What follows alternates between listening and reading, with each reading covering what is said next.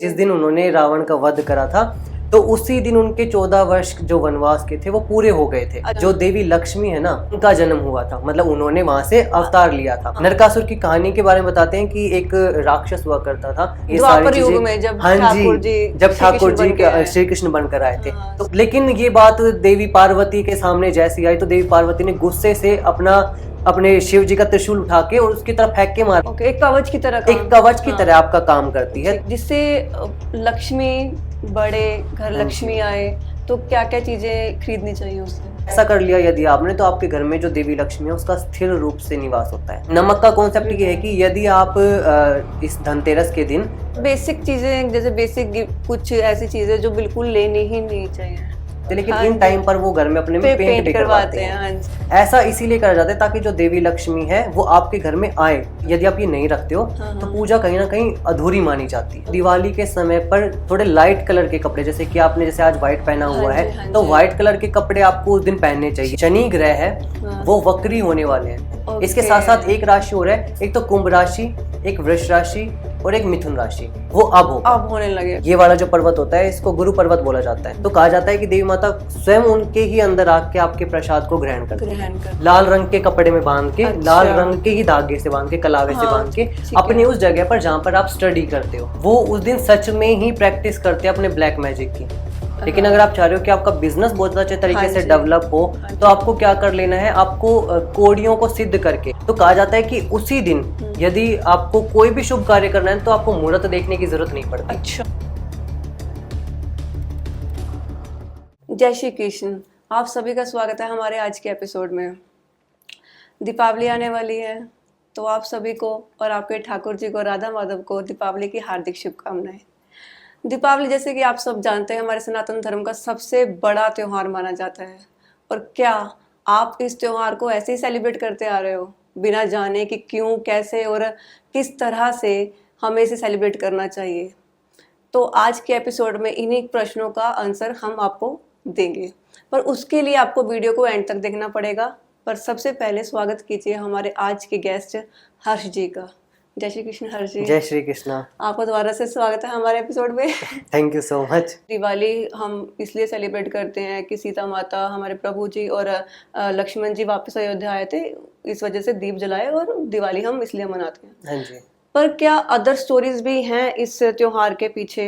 देखिए बिल्कुल, जैसे काफी सारे लोग मानते हैं कि दिवाली जो मनाई जाती है वो श्री राम जी ने 14 वर्ष का अपना वनवास पूरा कर लिया था, फिर वो अयोध्या में आए थे, तो उन्हीं की खुशी में ही लोगों ने दिए जलाए थे, तो इनको दीपावली का नाम दे दिया। एक तो ये कहानी है, लेकिन कहानी में शुरुआती दौर पे जो यहाँ से माना जाता है, दिवाली में हम यहाँ तो मानते ही नहीं है। अच्छा। कि उनके आने की खुशी में नहीं होता है। अच्छा। क्योंकि वो आ तो 20 दिन पहले ही चुके थे। ये कॉन्सेप्ट तो आपको पता होगा कि जिस दिन उन्होंने रावण का वध करा था तो उसी दिन उनके 14 वर्ष जो वनवास के थे वो पूरे हो गए थे। अच्छा। और उनको ना उसी दिन ही बिल्कुल एग्जैक्ट अपने घर पे पहुंचना था, मतलब अपनी अयोध्या नगरी में पहुंचना था उनको। अच्छा। अगर एक दिन भी वो लेट हो जाते तो उनके जो भाई है भरत जी है तो उनकी मृत्यु हो जाती उनके विलाप में।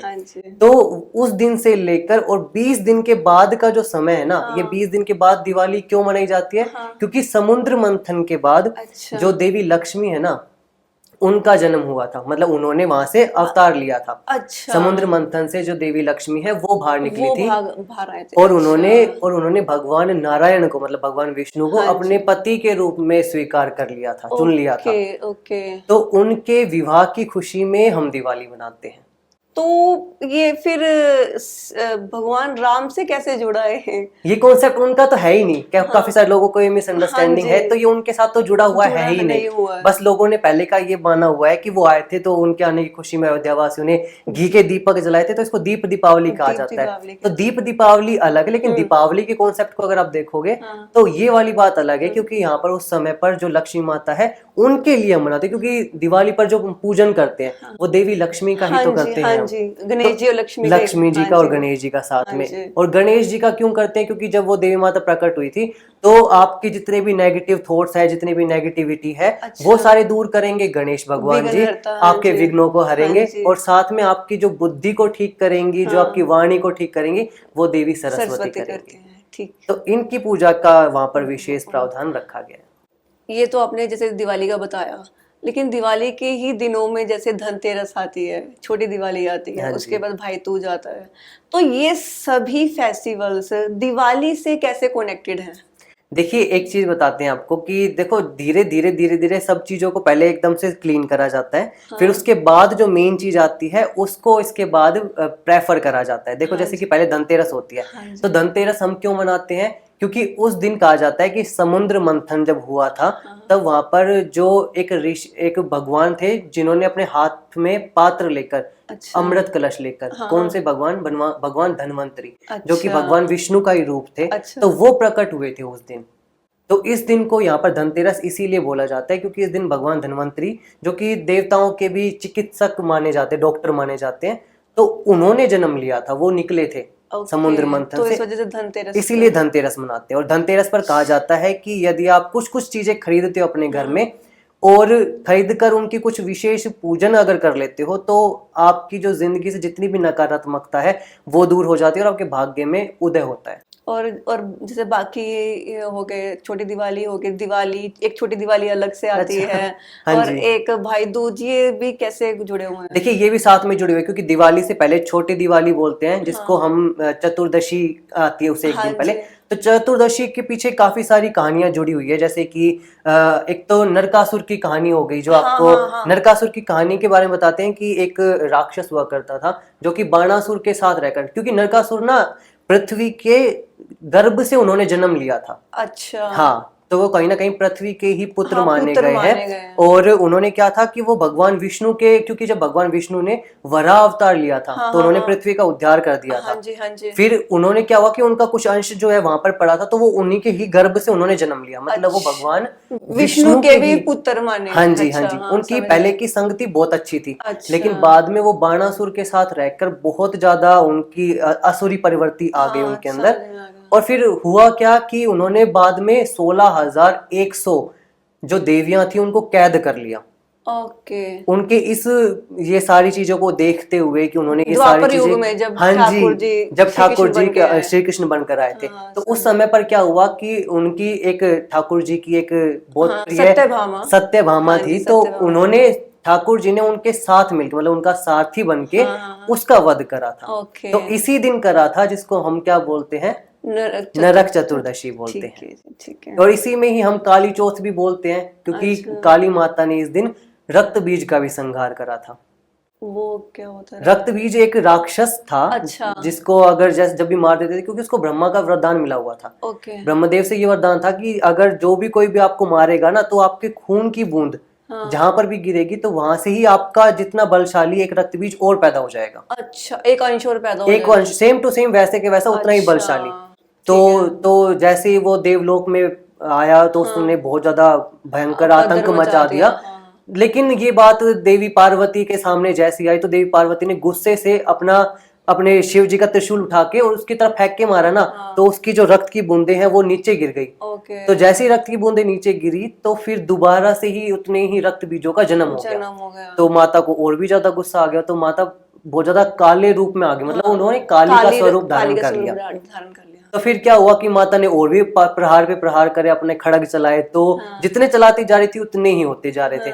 फिर माता ने क्या करा कि उसके एक सिर को तो पकड़ा और अपने खड़ग से, मतलब अपने उससे काट दिया, और उसको अपने इस तरीके से जो उसका उनका पात्र था जो उसका, उनको अंदर उन्होंने रख लिया ताकि खून इकट्ठा नीचे ना गिरे। अच्छा। धरती पर गिरता तो ही वो जन्म होता। उन्होंने ऐसे रखा और बाकियों को अपनी एक ही सांस में जितने भी थे रक्त बीज उनको निगल गई। ओके, ठीक है। हाँ, तो इस दिन उसका उद्धार हुआ, तो उसको काली चौथ भी बोला जाता है। ठीक है। जैसे काफी स्पेशली नॉर्थ इंडिया में हमारे पितरों की पूजा ज्यादा की जाती है दिवाली वाले दिन में, तो पितरों का क्या कॉन्सेप्ट है दिवाली से?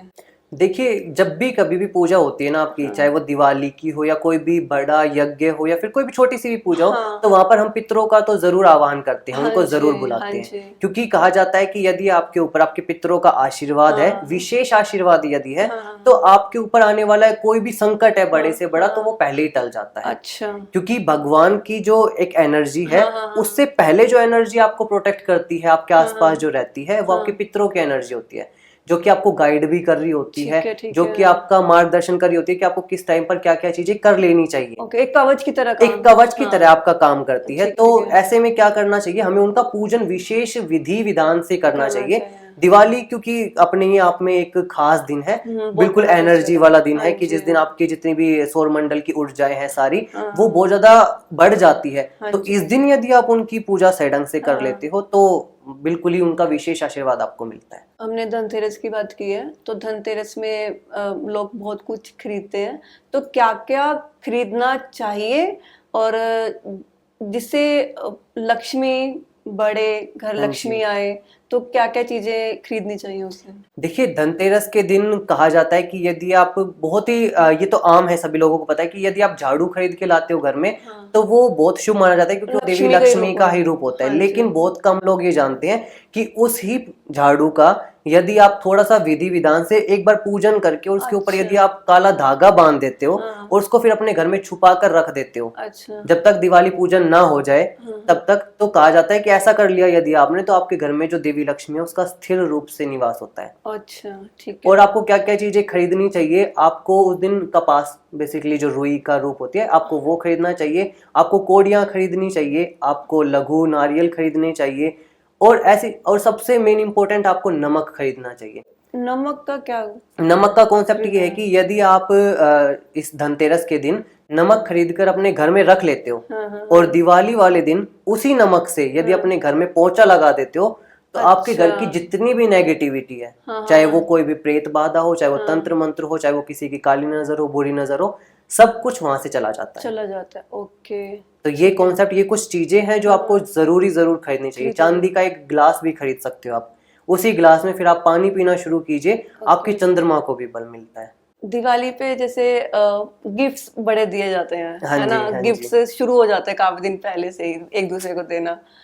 तो ये गिफ्ट, जैसे गिफ्ट्स देते हैं, किस तरह के गिफ्ट्स एक तो देने चाहिए और किस तरह के बिल्कुल नहीं देने चाहिए, और लेने में भी किस तरह के गिफ्ट्स लेने चाहिए और किस तरह के गिफ्ट्स बिल्कुल नहीं लेने चाहिए?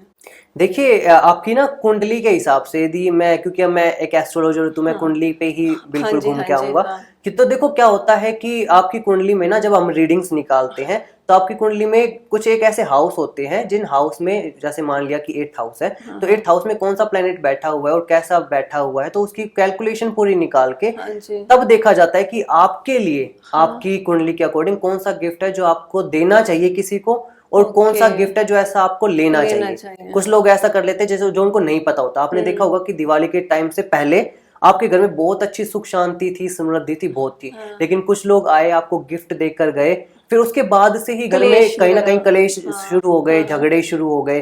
तो ये किसकी वजह से होता है कि आपकी कुंडली के अकॉर्डिंग या आपके घर के वास्तु के हिसाब से वो चीजें आपके साथ नहीं जा रही थी और वो चीजें आपने घर में रखी हुई है क्योंकि आपने, किसी ने आपको गिफ्ट दिया है, तो वो चीजें भी कहीं ना कहीं हमारे इफेक्ट करती है बहुत ज्यादा। पर बेसिक चीजें, जैसे बेसिक कुछ ऐसी चीजें जो बिल्कुल लेनी ही नहीं चाहिए। देखिए, वो तो आपको क्या नहीं लेना चाहिए, देखो अगर कोई गिफ्ट दे रहा है तो हम उसको मना नहीं कर सकते, आपको लेना ही लेना पड़ेगा, लेकिन फिर भी अगर ले लिया तो फिर उसका क्या करना है। देखो, क्या नहीं आपको लेना चाहिए, किसी की यूज्ड करी हुई, जैसे किसी ने मिठाई दी है आपको और वो सर्कुलेट होकर यदि आ रही है, जैसे कि आपने देखा होगा, हाँ, जनरली जो आती है, जो ज्यादा सर्कुलेट होकर आ रही है, तो वो आपको लेने से अवॉइड करना चाहिए। अगर आपने ले लिया है तो आपको किसी और को नहीं देना है। तो ऐसा करने से क्या होता है कि किसी भी घर का जो वास्तु है, उसकी जो नेगेटिव एनर्जीज है, तो वो आपके पास ट्रेवल करके कहीं ना कहीं आती है। तो ऐसी मिठाइयां दीजिए जो सामने वाले को लगे कि हाँ, ये मैं ही खाऊंगा, मैं यूज करूंगा। ठीक है। ऐसा सफाइयों में लग जाते हैं महाराज सारे के सारे लोग, एकदम से जैसे दिवाली आने लगती है, शुरू हो जाती है, अपने अपने घर की, अपने अपने ऑफिस की सफाई करने लग जाते हैं घर के लोग। तो सफाई करने का ये कॉन्सेप्ट दिवाली से, जैसे दशहरे के अगले दिन से स्टार्ट कर देते हैं, तो ये दिवाली तक करते हैं। फेस्टिवल्स तो हमारे सनातन धर्म में बहुत सारे हैं, लेकिन ये सफाई वाला कॉन्सेप्ट दिवाली के टाइम ही क्यों स्टार्ट होता है? देखिए, क्योंकि अभी भी जस्ट मैंने आपको बताया कि जो दिवाली का त्योहार है ना, वो देवी लक्ष्मी के लिए ही हम विशेष तौर पे हाँ जी। पूजन करते हैं। हाँ। तो देवी लक्ष्मी जहाँ पर आती है वो जगह कैसी होनी चाहिए, बहुत साफ सुथरी होनी चाहिए, सुगंधित होनी चाहिए। अच्छा। तो इसीलिए लोग देवी लक्ष्मी को अपने घर में स्थिर रूप से बुलाने के लिए, अच्छा। उनका आवाहन करने के लिए अपने घर को साफ सुथरा रखते हैं। हाँ। और उसमें बहुत ज्यादा सुगंधित करके रखते हैं, क्योंकि आपने देखा होगा कि लोग कभी भी ऐसे पेंट नहीं करवाते, लेकिन हाँ इन जी। टाइम पर वो घर में अपने में पेंट भी करवाते हैं। हैं, हाँ जी। सफेदी करवाते हैं हाँ, लोग, हाँ, हाँ। ताकि घर में मक्खी मच्छर ना रहे हाँ, पेंट से, जाला क्योंकि वो ना चले जाते रहे। हैं, जाला ना लगा रहे। हाँ। ऐसा इसीलिए करा जाता है ताकि जो देवी लक्ष्मी है वो आपके घर में आए, आपके घर में अच्छा। प्रवेश करे। क्योंकि माता लक्ष्मी आती नहीं है आती ऐसे। नहीं है, हाँ। क्योंकि उनका एक नाम चंचला भी है। हाँ। क्योंकि उनका जो मन है काफी चंचल है, एक चंचल जगह पर रुकेंगी नहीं वो। नहीं, चलती हाँ, रहती हैं। चलती हाँ, रहती है वो। हाँ। और क्योंकि अभी जैसे कार्तिक मास शुरू हो गया है, हाँ तो जी। कहा जाता है कि ऐसे में जो देवी लक्ष्मी है वो अपने अवतार के साथ, मतलब उनका जो वाहन है, अपने वाहन के साथ, उल्लू के साथ। उल्लू के साथ, हम देखो उल्लू नहीं बोलेंगे, हम उनका लक्ष्मी वाहन ही हाँ बोलेंगे जी, हाँ उनको। जी। तो उनके साथ वो पूरी पृथ्वी पर विचरण करती है। अच्छा। आपके घर में आएंगी, थोड़े टाइम के बाद रुकेंगी, फिर चली चली जाएंगी, यदि जाएंगी। आपने उनका विशेष विधि विधान से स्थिर रूप में पूजन नहीं करा तो। अच्छा। हाँ, तो कुछ टाइम के लिए वो रहती है, कुछ टाइम के लिए चली जाती है। आना जाना तो कहते हैं ना, पैसों का आना जाना तो लगा रहता है। तो वो चलती हुई है। हाँ, चलती हुई है, हाँ, इसीलिए। ठीक है। तो मतलब लक्ष्मी जी को बुलाने के लिए सफाई वाला कॉन्सेप्ट स्टार्ट किया हुआ हाँ है। जी, हाँ जी, ठीक है, इसीलिए। तो सभी के रीति रिवाज अलग होते हैं दिवाली पूजन के। हाँ हर जी। किसी के अलग होते हैं, साउथ में अलग है, नॉर्थ में अलग है, हर जगह अलग है। लेकिन जो जो बेसिक रिवाज है, बेसिक विधि है, जिस तरह से करनी चाहिए, वो क्या है दिवाली पूजन की? देखिए, दिवाली पूजन पर सबसे पहले आपको क्या करना चाहिए कि आपको ना अपने ही इष्ट देवताओं को, मतलब जिसको आप सबसे ज्यादा मानते हो, हाँ जी। पहले आपको उनको विराजमान करना चाहिए। देवी लक्ष्मी की यदि आप मूर्ति लेकर आते हो, तो आपने पहले उनका शुद्धिकरण करके, विशेष विधि के साथ उनका शुद्धिकरण करके उनको विराजमान करना चाहिए। अच्छा। जो कि 1 साल तक वो आपके यहीं पर ही रहेंगी। अगली दिवाली पर फिर आप उनका विसर्जन करके उनकी जगह पर नई मूर्ति की स्थापना करते हो। अच्छा। ऐसा करा जाता है। फिर उनकी पूजा विधि में आपको क्या क्या चीजें अर्पित करनी चाहिए, उन्हीं को आपको मोर पंख वहां पर जरूर रखना चाहिए, क्योंकि मोर पंख देखो सभी को प्रिय है। हाँ जी। लक्ष्मी माता को प्रिय है, ठाकुर जी को प्रिय उनके है, पति को प्रिय है तो उनको प्रिय है। उनको तो जरूर हाँ, प्रिय हाँ, होंगी। हाँ, हाँ। ठीक है, आपको वहां पर लघु नारियल जरूर रखने चाहिए, क्योंकि वो उनकी कहते हैं कि पीहर का ही सारा का सारा, पीहर की तरफ का ही समान है सारा, क्योंकि जो समुद्र से निकला हाँ हुआ जी, हाँ है। जी। और गोमती चक्र हो गए, कमल गट्टे हो गए, ये आपको उनकी पूजा में जरूर रखने चाहिए। उनकी पूजा के बिना यदि आप ये नहीं रखते हो, तो पूजा कहीं ना कहीं अधूरी मानी जाती है। अच्छा। हाँ जी, तो आपको ये चीजें तो आप उनकी पूजा में जरूर रखनी चाहिए। और कहा जाता है कि यदि आपको चाहिए कि देवी लक्ष्मी आपके घर में स्थिर रूप से निवास करे, तो आपको काली कौड़ी को सिद्ध करके, अच्छा। उसके ऊपर चंदन का और उसका केसर का तिलक लगाकर, और यदि आप कमल के पुष्प के अंदर डाल के और देवी लक्ष्मी को यदि आप अर्पित कर देते हो, और फिर अगले ही दिन उस कौड़ी को तो आपने अपने घर के मंदिर में लाल रंग के कपड़े में बांध के रख लेना है, और उस पुष्प को आपने अपने लोक में, मतलब जब तिजोरी रखते हो जहाँ पे, उसके अंदर, हाँ जी, वहां पर आपने उसको रख देना है। ऐसा करने से अगले साल तक कहा जाता है कि देवी लक्ष्मी आपके घर में स्थिर रूप में निवास करती है। अच्छा, रुक जाते हैं, रुक जाती है वो। स्पेशली दिवाली वाली, क्योंकि दिवाली की बात चल रही है और दिवाली पे ही होता है, बाकी किसी फेस्टिवल में सुनने को नहीं मिलता। नए कपड़े पहनने चाहिए। अच्छा। लोग खरीदते हैं, स्पेशली नए कपड़े खरीदते हैं उस दिन पहनने के लिए, स्पेशली पूजा के समय। हाँ जी। नए कपड़े का एक तो राशि के साथ भी हो सकता है, जैसे किसी की राशि में, राशि वाले को इस तरह के इस रंग के कपड़े पहनने चाहिए, इस राशि वाले को इस रंग के कपड़े पहनने चाहिए। हाँ जी। क्या ऐसा भी कोई कॉन्सेप्ट है? हाँ जी, बिल्कुल है। देखिए, यदि आपकी राशि के हिसाब से आपको लग रहा है कि आपकी कुंडली में आपका यदि चंद्रमा बलवान है, अच्छा, तो आपको दिवाली के समय पर थोड़े लाइट कलर के कपड़े, जैसे कि आपने जैसे आज व्हाइट पहना हुआ है, तो व्हाइट कलर के कपड़े आपको उस दिन पहनने चाहिए। यदि आपका मंगल बलवान है, तो आपको लाल रंग के कपड़े पहनने चाहिए। यदि आपका बुध आपकी कुंडली में बलवान है, जो आपकी कुंडली में आपको बल दे रहा है, मतलब आपको चाहे किसी भी तरीके से जो आपको बल दे रहा है, तो आपको उन्हीं के ही कलर के कपड़े उस दिन पहनने चाहिए। यदि आपको गुरु ग्रह बल दे रहा है, तो आपको पीले रंग के वस्त्र पहनने चाहिए। शुक्र बल दे रहा है, तो आपको गुलाबी रंग के वस्त्र पहनने चाहिए। तो वो कुर्ते की फॉर्म में, साड़ी की फॉर्म में, जैसा भी आपको पहनना है उस तरीके, लेकिन वो होने चाहिए बिल्कुल नए नए होने चाहिए। हाँ जी। ऐसे उस दिन ये भी कहा जाता है कि हम जो बेसिकली नए कपड़े पहनते हैं, उनको हम क्या करते हैं, उनको पहले हम धुलवाते हैं और फिर पहनते हैं। अच्छा, है ना, धुलवा कर या फिर पानी का थोड़ा सा तो छींटा नॉर्मली भी लगाकर घर आते हैं कपड़े तो धोकर ही पहनते, लेकिन दिवाली के टाइम पर कहा जाता है कि जितना नया से नया हो सके बिना पानी का छिट्टा भी लगाए हुए आपको वो ही पहनना चाहिए। अच्छा, हाँ जी, इसके पीछे का कारण यही है कि जितना आपके अंदर से प्योरिटी आएगी कलर्स की, तो उतना ही आप पूजा के अंदर, जब आप पूजा करोगे उस समय पर, तो वो आपके अंदर की एनर्जी सामने वाली एनर्जी से जिसकी आप पूजा कर रहे हो, जब जिस समय पर आप इस तरह के आरती घुमा रहे हो, तो वो कनेक्ट होगी।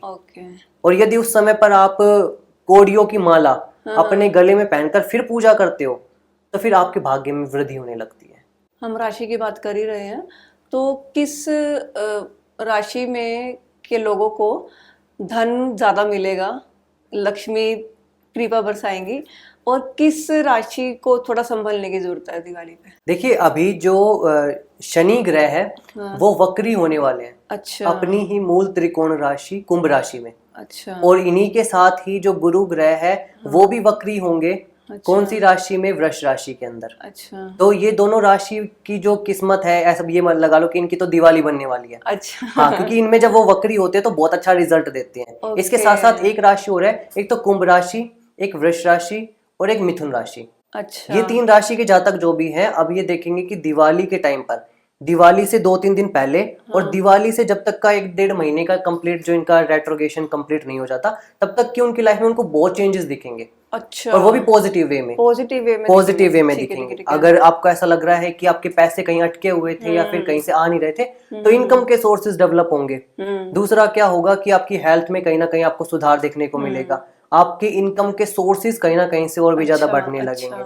अचानक से कहीं ना कहीं से पैसे आने लग जाएंगे, मतलब जो रुके हुए पैसे वो भी मिलने लग जाएंगे। और अचानक से आपने ये भी नहीं लगा होगा कि कहीं ना कहीं आपने शेयर मार्केट में इन्वेस्ट करा होगा या फिर आपने किसी और चीज में डाला होगा, जो पहले नहीं हो रहा था वो अब होगा, अब होने लगेगा। हाँ जी। और संभलने की जरूरत किसको है? अब देखो, संभलने की बाकी जितने भी है मैं उनको यही बोलूंगा कि उनको थोड़ा सा संभलने की जरूरत है। अच्छा। अब संभलने में यही है कि आपको एक तो शनि ग्रह की और एक गुरु ग्रह की अपनी रेमेडी, उनको आपने स्ट्रॉन्ग रखना है अपनी कुंडली में। अच्छा। तो वो आपको ज्यादा इफेक्ट नहीं देंगे। ठीक है, और वो कुछ क्या किस तरह की रेमेडी कर सकते हैं? देखो, गुरु ग्रह की रेमेडी तो सिंपल, आप जस्ट इतना कर सकते हो कि गुरुवार के दिन आपने केले के पेड़ के ऊपर हल्दी मिला हुआ जल आप चढ़ाओगे, तो गुरु ग्रह आपका बलवान होता है। प्लस में आपके हाथ का जो ये वाली जगह है, ये वाला जो पर्वत होता है, इसको गुरु पर्वत बोला जाता है। फर्स्ट फिंगर के नीचे वाला, देखो यहाँ पर आज मैंने भी, यहाँ पर आपको पीला दिख रहा होगा, आपको हल्दी से इसको पीला करके रखना है। अच्छा। डेली करके रख सकते हो तो बहुत अच्छी बात है। अच्छा। नहीं तो आपको गुरुवार के दिन तो जरूर करना है।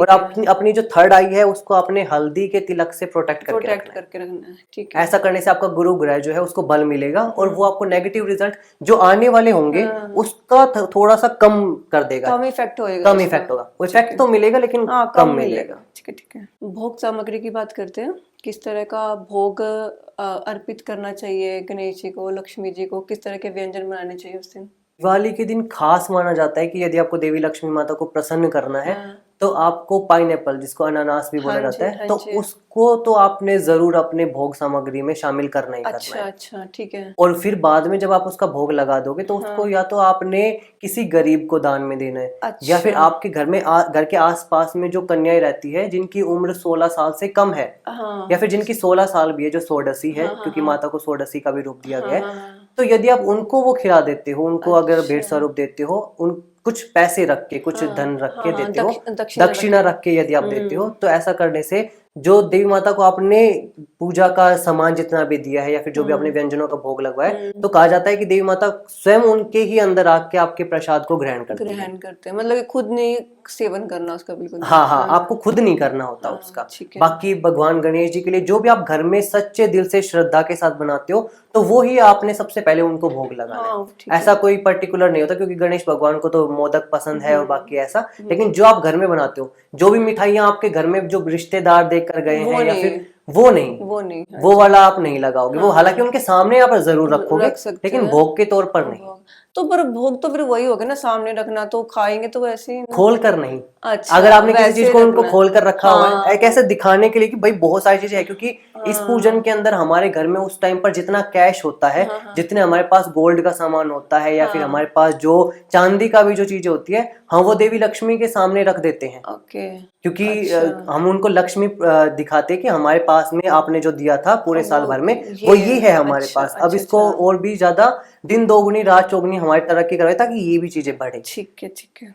तो उस समय पर आपने ये चीज तो जरूर रखनी जरूर है। करना है। जैसे बच्चे कॉम्पिटिटिव एग्जाम्स की तैयारी कर रहे हैं, आईएएस की, आईएफएस की, यूपीएससी की, या अदर भी कॉम्पिटिटिव एग्जाम्स की तैयारी कर रहे होते हैं बहुत सारे लोग। तो दिवाली, क्योंकि उस समय जितनी भी पॉजिटिव एनर्जीज है वो भ्रमण कर रही होती हाँ है जी, ना। हाँ जी, बिल्कुल। तो उस समय स्टूडेंट्स को क्या, उनके लिए कोई रेमेडी जो उनको करनी चाहिए जिससे उनको हेल्प मिले अपने उसमें एग्जाम्स में?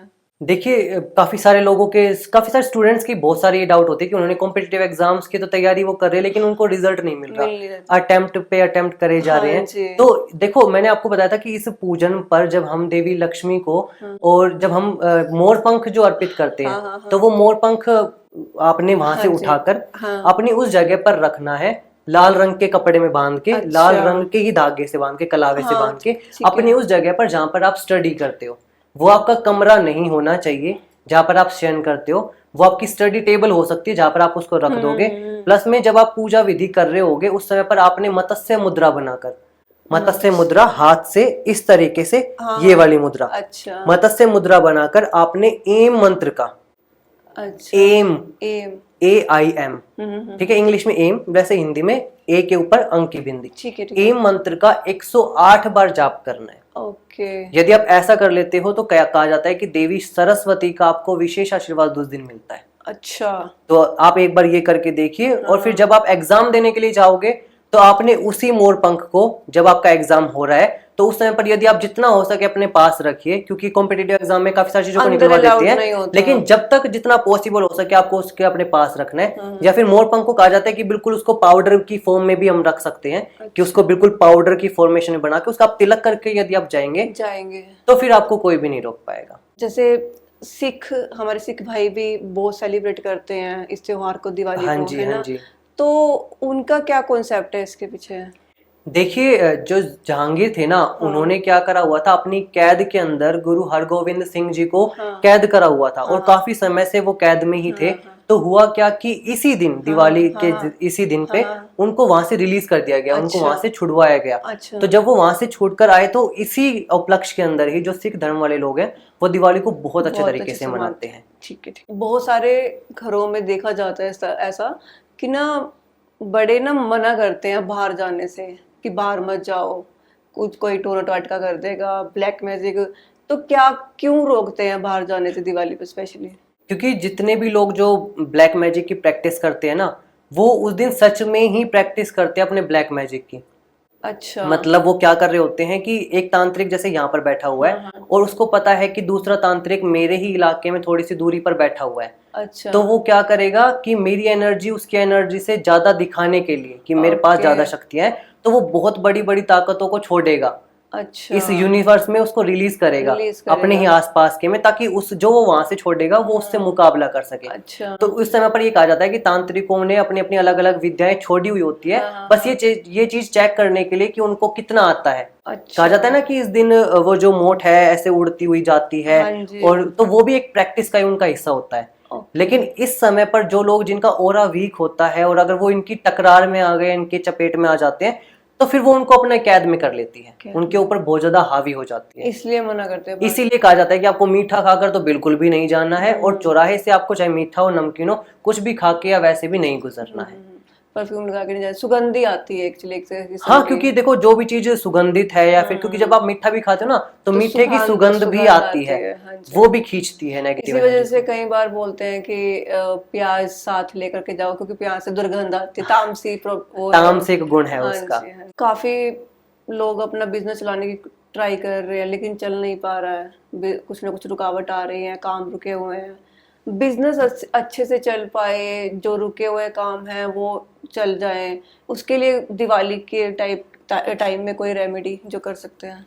देखिए दिवाली के टाइम पर की जो एनर्जीज है ना वो आपकी हर एक चीज में मदद करेंगी, लेकिन अगर आप चाह रहे हो कि आपका बिजनेस बहुत अच्छे तरीके से डेवलप हो तो आपको क्या कर लेना है, आपको कोड़ियों को सिद्ध करके, मतलब कोड़ियां सिद्ध कैसे होती है, देखो मैं बार बार जब बोल रहा हूँ ना कि कोड़ियां सिद्ध करनी है, इसका मतलब है कि आपने कोड़ी के ऊपर, मतलब कोड़ी को अपने पूजा स्थान पर रख के उसके ऊपर आपने सिंदूर रोली लगा के, चावल लगा के उसको रख देना है। और महालक्ष्मी के बीज मंत्र आपको गूगल पर मिल जाएगा। आपको वो वाला यदि आप मंत्र बोल के और फिर यदि आप उसकी पूजा विधि 108 बार करते हो और फिर उसी को यदि आप अपने पर्स में रख लेते हो, तो ऐसा करने से जितने भी आपके फाइनेंसिस से रिलेटेड प्रॉब्लम्स चल रही है या फिर जितनी भी आपको ऐसा लग रहा है कि मेरे पास पैसों का अभाव आ रहा है, तो वो वहीं पे ही आपकी चीजें जो है वो ठीक होने लगती हो जाएगी। जैसे कार्तिक महीना चल रहा है, कार्तिक महीने में दिवाली भी आती है, हमारी शरद पूर्णिमा भी आती है, कार्तिक पूर्णिमा भी आती है। और वैसे भी दामोदर रूप ठाकुर जी का होता है, तो उसमें हम ठाकुर जी को दीप अर्पित करते हैं। दीप, ये कार्तिक महीने में दीप का ये क्या कॉन्सेप्ट है कि इस महीने में ठाकुर जी को दीप इतना क्यों प्रिय है? देखिए, क्योंकि ये जो महीना है ना, इस महीने की अधिष्ठात्री देवी कहा जाता है कि हमारी राधा रानी होती है। और वो इस महीने पूरे में वो विचरण करती है, वो पूरे हमारे लोक में भ्रमण करती होती है, महालक्ष्मी के रूप में वो विचरण कर रही होती है। तो दीपदान का मेन कॉन्सेप्ट क्या है, क्योंकि जो हमने बताया था कि जो दिवाली का जो पर्व है, उससे पहले दियों का क्या करना है, लाइट करने का, किसी चीज में प्रकाश उत्पन्न करने का, हमारे अंधकारमय जीवन में या फिर किसी भी की भी लाइफ में जिसमें भाग्य नहीं चमक रहा है या फिर किस जहाँ पर अंधेरा बहुत ज्यादा है, तो उसको प्रज्वलित करने के लिए हम दीपों का इस्तेमाल करते हैं। और दीपों का भी हम ऐसा कहा जाता है कि अपने घर से ज्यादा हम यदि किसी ऐसी जगह पर जलाएं जहां पर पॉजिटिव एनर्जी ज्यादा है, जैसे कि मंदिर में, पवित्र नदियों के पास, तालाब के पास, या फिर ऐसी जगहों पर जहां पर जो देवी ऊर्जा है वो बहुत ज्यादा है, यदि आप वहां पर दीपदान करते हो तो वो दीपदान आपका कई लाखों गुना जब तब के बराबर का आपको लाभ देता माना जाता है। अच्छा, हाँ जी। तो इसीलिए सिर्फ यही एक कारण है जो कि कार्तिक मास में हम दीपदान को बहुत ज्यादा महत्व देते हैं। क्योंकि बहुत, अगर कार्तिक महीने में जितने भी मैंने देखे, जितने भी फेस्टिवल्स आते हैं, जितने भी त्योहार आते हैं, सब में दीप अर्पित जरूर होता है। हाँ जी, ये तो पहले से ही होता है, लेकिन इस टाइम पर हम बहुत ज्यादा करने लगते हैं। अपने भी घर में हमें बहुत ज्यादा जगहों पर हमने देखा होगा कि घर के बाहर मेन गेट के ऊपर अपने घर के पूर्व दिशा में, मतलब आपका जो मुंह होगा वो पूर्व दिशा में होगा, और घर के मेन गेट पर भी आपने दिया डेली जला कर रखना है। लेकिन वो आपकी दहलीज पर नहीं होगा, दहलीज पर नहीं होता। क्योंकि पहले हम दहलीज पर जलाते थे, अभी भी हम दहलीज पर ही जलाते हैं, लेकिन इस महीने में थोड़ा सा उसको ऊंचाई पर टांग कर तब हम जलाते हैं, ताकि जो देवी लक्ष्मी है वो आकर्षित होके आपके घर के अंदर प्रवेश करे। जैसे कि अभी हम अपने बीच में बताया था कि गिफ्ट्स वगैरह के जरिए भी कई बार नेगेटिव एनर्जीज आ जाती हैं, और टोटके वगैरह भी कुछ लोग करते हैं उस दिन पे। तो जो नेगेटिव एनर्जी अगर सपोज हमारे घर में आ रही है, प्रवेश कर रही है, तो उससे हमें कैसे बचना चाहिए? देखिए, दिवाली की ही रात के ऊपर यदि आप क्योंकि आंवले का और दिवाली का ना बहुत खास महत्व है, एक दूसरे से काफी जुड़ी हुई है ये चीजें।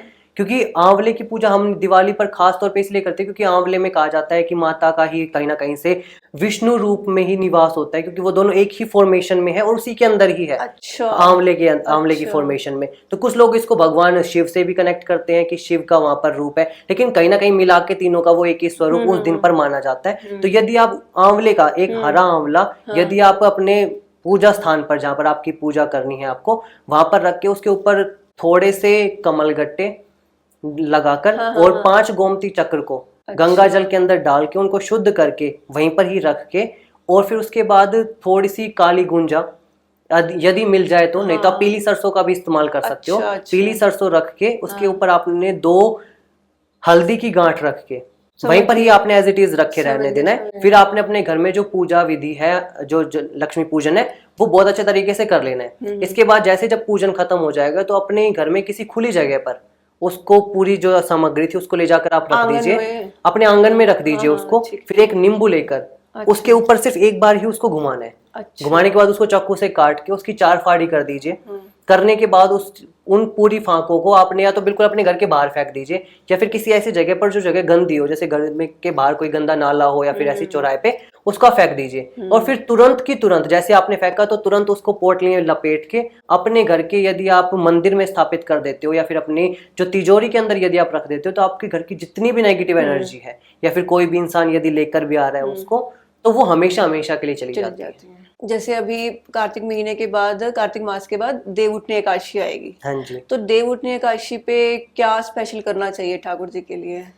देखिए, इससे पहले कुछ समय पहले आपने सुना था कि देवशयनी एकादशी थी, जिसमें भगवान जो विष्णु है वो अपनी शयन मुद्रा में चले गए थे। फिर उसके बाद आती है देव उठनी एकादशी, जब वो नींद से अपनी जागते हैं। तो कहा जाता है कि उसी दिन यदि आपको कोई भी शुभ कार्य करना है तो आपको मुहूर्त देखने की जरूरत नहीं पड़ती। अच्छा। उसी दिन आप देखोगे कि शादी ब्याह बहुत ज्यादा हो रहे शुरू होंगे, हो जाते हैं। हाँ। बहुत ज्यादा। उस दिन सबसे ज्यादा अबूझ सावा, हमारे हरियाणा में उसको बोला जाता है कि अबूझ सावा है वो। अच्छा। तो उस दिन यदि आपको अपना गृह प्रवेश करना है, यदि कोई भी अच्छा कार्य करना है, या फिर इनफैक्ट अगर आपने कोई कार भी लेनी है, कोई भी शुभ काम, तो उस दिन आप बिना किसी डेट के, बिना किसी उसके आप अच्छे तरीके से कर सकते हो, बिना किसी लगन को भी देख के। अच्छा। तो वो इतना अपने ही आप में इतना अच्छा दिन माना जाता है, इतना संपूर्ण और इतना पवित्र दिन माना जाता है कि जहाँ पे आपको भगवान विष्णु अपना विशेष आशीर्वाद देते हैं। मतलब कि आंखें बंद करके बस कर लो। बस कर लो, जो भी आपको करना है उस दिन आप कर सकते हो। चाहे आप किसी नए बिजनेस की शुरुआत करो, चाहे कुछ भी करो, वो आप देव उठनी जितने भी मतलब कि आपके जो शुभ कार्य होते हैं वो हम कर सकते हैं। हाँ जी, उस दिन आप कर सकते हो। अब जैसे दिवाली से नेक्स्ट डे गोवर्धन पूजा होती है। हाँ जी, हाँ जी, बिल्कुल। हर किसी के घर में होती है नहीं पता नहीं, पर हमारे साइड होती है। हाँ जी। नॉर्थ इंडिया में स्पेशली। तो अगर कोई गिरिराज जी नहीं जा पा रहा है, वृंदावन नहीं जा पा रहा है, तो घर में ही हमें गोवर्धन पूजा करनी है, तो वो कैसे कर सकते हैं? देखिए, घर के अंदर देखो, दिवाली के नेक्स्ट डे आप आपके पीछे जितना भी आपने दिवाली मनाई, अपने जो भी करा, तो अगले दिन सुबह सुबह कहा जाता है कि आपको आपके घर में से ना झाड़ू निकालनी होती है, बिल्कुल सफाई करनी पड़ती है। उसी जगह पर से आपने सफाई करने के बाद हमारे हरियाणा में बोला जाता है कि जब भी आपने कूड़ा निकाला है उसको एक बार झाड़ू से पीट के बोला जाता है भाग दलदर लक्ष्मी आई। इसी को ही आपको कम से कम 7-8 बार या 10 बार तक बोला जाता है। फिर उस कूड़े को घर के बाहर फेंक दिया जाता है। और फिर घर के आंगन में अच्छे तरीके से पोछा लगाकर गोबर का इस्तेमाल करके आपको सेम टू सेम जो वो प्रतिमा थी, जब जैसे ठाकुर जी ने गोवर्धन पर्वत को जो अपनी इस वाली उंगली पे उठाया था, तो सेम वो का वो ही आपको चित्र जो है आपको ऐसा निर्माण करना पड़ता है गोबर के साथ। अच्छा। फिर आपने उसको सजाना पड़ता है अच्छे तरीके से, फिर आपने उसको भोग लगाना पड़ता है। भोग किसी जगह पर उसको चावल का भोग लगा जाता है, किसी जगह पर उसको अन्नकूट का भी भोग लगता है, क्योंकि अन्नकूट हमारे हरियाणा साइड में तो बहुत होता है कि अलग अलग प्रकार के अन्न को कूट के फिर जो उसका मिश्रण जो बनता है, जो एक तरीके की खिचड़ी के रूप में होता है, वो ठाकुर जी को भोग लगाया जाता है उस समय पर। ठीक है। हाँ, यदि आप इसकी परिक्रमा करते हो, क्योंकि इसकी परिक्रमा भी करी जाती है, यदि आप करते हो तो ऐसा करने से कहा जाता है कि जो वहां पर आपको लाभ मिलने वाला था गिरिराज जी में जाके, तो उसकी परिक्रमा का वो ही लाभ आपको यहाँ पर भी मिलता है। जैसे कार्तिक मास कल से स्टार्ट हो चुका है, कल शरद पूर्णिमा से। हाँ जी।